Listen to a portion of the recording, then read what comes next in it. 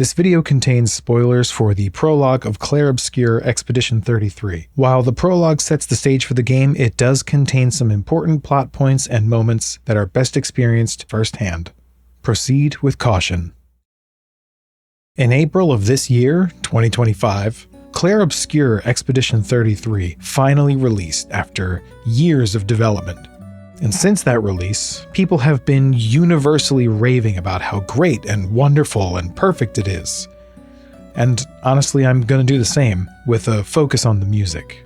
Expedition 33's soundtrack is everything I've been wanting in modern video game soundtracks.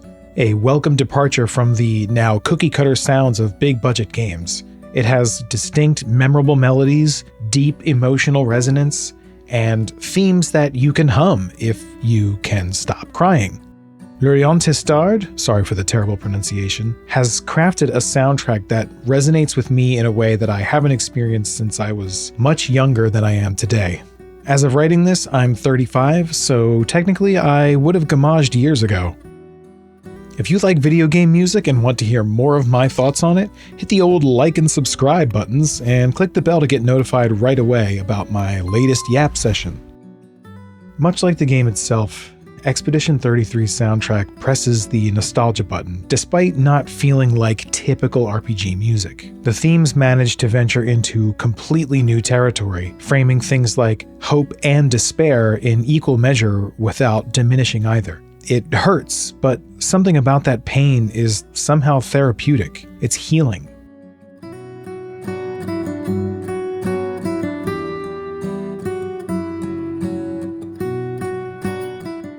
I went into this game without any prior knowledge. Never saw a trailer, never watched an interview, never even really heard of it until several months after it came out. So I went in completely blind. I was only a few minutes into the prologue when I realized that this game is very somber. There are bright colors and people out and about in the city. There's music and dancing and flowers everywhere.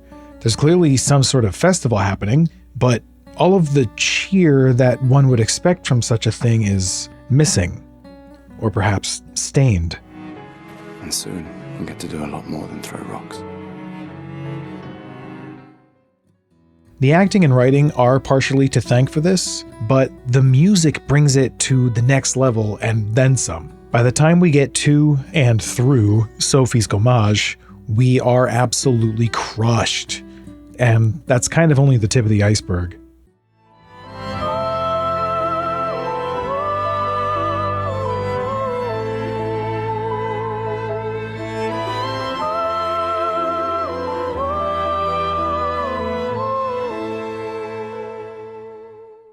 My biggest gripe with modern gaming's music is that so much of it sounds kind of the same. Sure, if you look at indie titles or smaller budget games, you'll certainly find a wider variety of styles and quality, but the most front and center games like AAA and even III often tend to just sound like Hollywood movie scores, opting for big, sensational musical adornments for their massive set pieces, as in games like God of War,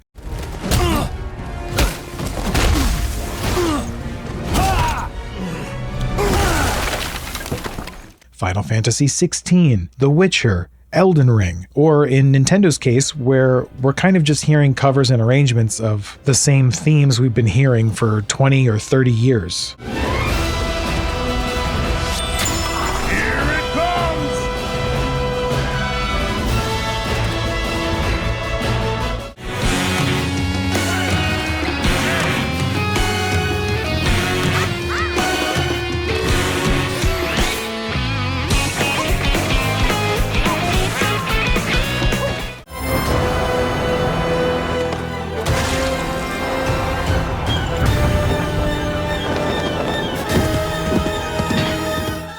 Now, that's not to say any of these soundtracks aren't phenomenal, because they absolutely are. It's just that Expedition 33 doesn't fall into those traps. First, because it's a totally new IP, and thus not vulnerable to the decades-long repetition of covers and arrangements. Second, the composer has no background in video game music, which helps in avoiding the pitfalls of being confined to the industry. And third, Expedition 33 has a very peculiar and fascinating world and premise, which leaves the doors wide open for musical creativity. So it's not just music that fits, it's music that elevates. I've been composing music for most of my life, and have even had the pleasure and good fortune to work in music full-time. But recently, I've been taking a bit of a step back from that. Maybe it's a midlife crisis, but I've been feeling somewhat dry and passionless about my own music. The thing is, creating art for someone else's specifications, like a client or employer, sometimes, rather often, has a sneaky way of kind of sucking the joy out of it. It can cease to be an expression and simply become a product. It's no longer a passion, but just a skill that you've owned and marketed somewhat successfully. You're so burnt out from making music for other people that when you finally have some time for your own art, there's no fuel left in the tank. You start to doubt whether you even want to continue to do it at all. But Clair Obscur, both the game itself and its music, did something remarkable. Through their ingenuity and passion, they reminded me why I started writing music in the first place. And that's because music, more than just being a fun hobby or a coveted career, is a way for us, as people, to communicate the incommunicable, a way for us to represent ourselves, either through the creation or the consumption of it. Just look at how many of us identify so strongly with the music that we're fans of. It just reaches us in a way that, quite frankly, nothing else does. And that is why I started making music.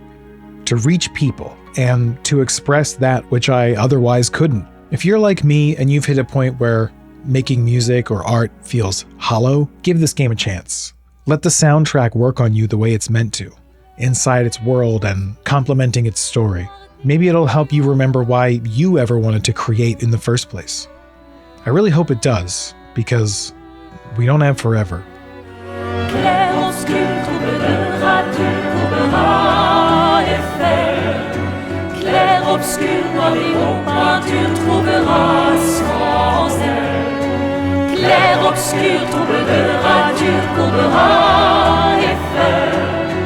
Clair obscur, Lorien peinture trouvera sans elle.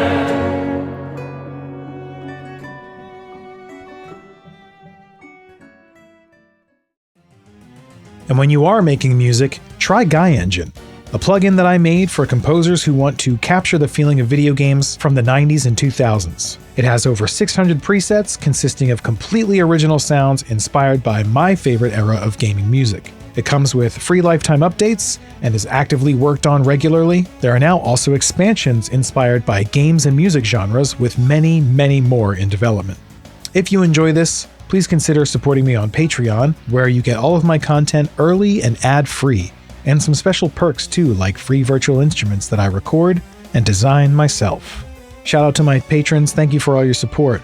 Bulma Simp, Selena, Pineapple Man, Scruffington, Devox, B Kong, Cryonic Sage 7719, Dean, Sammy Michaela, SampleText64, Irian, Draven, Dekeys, Ethan Isaiah Kirshner, Alo, and Justin Hawes.